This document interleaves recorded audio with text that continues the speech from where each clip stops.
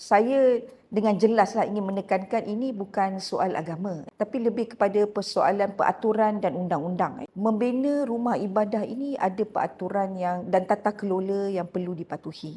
Our asset, our asset, our resource, our asset, our asset. Kalau di Malaysia kita ada kerangka undang-undang utama iaitu Kanun Tanah Negara 1965. Dan kanun ini meletakkan bahawa semua pembinaan rumah ibadah atau apa je melibatkan permit bangunan semuanya memerlukan permit dan perlu mendapat kelulusan penggunaan tanah daripada kerajaan negeri. Kalau tidak, perkara ini tidak seharusnya dilihat dalam sisi perkauman dan diskriminasi.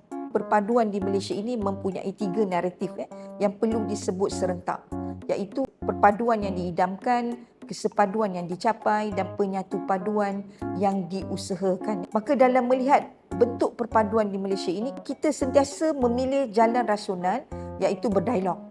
Buka dialog untuk mencari resolusi yang lebih aman kepada penyelesaian yang berlaku dalam masyarakat. Netizen terutama sekali yang dalam talian ni haruslah peka, harus rasional, harus berasaskan empirical evidence sebelum mengeluarkan kata-kata yang boleh membangkitkan semangat atau emosi yang melibatkan perkauman kaum. Tambah lagi mereka disifatkan sebagai pempengaruh. Tanggungjawab pempengaruh itu ialah menyebarkan maklumat berdasarkan fakta.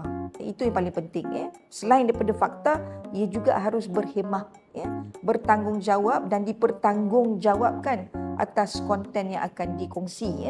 Kepada media, pelaporan itu harus berdasarkan fakta dan mereka perlu mengelakkan penggunaan tajuk-tajuk sensasi. Kadang-kadang letak tajuk pun ramai yang dah berasa emosi. Tajuk sensasi yang boleh mencetuskan ketegangan elok dielakkan. Bagi mereka yang menyebarkan berita-berita yang belum tentu benarnya dan menggunakan ruang ini untuk membangkitkan sentimen negatif, mereka harus ingat mereka ini tidak boleh lari daripada undang-undang.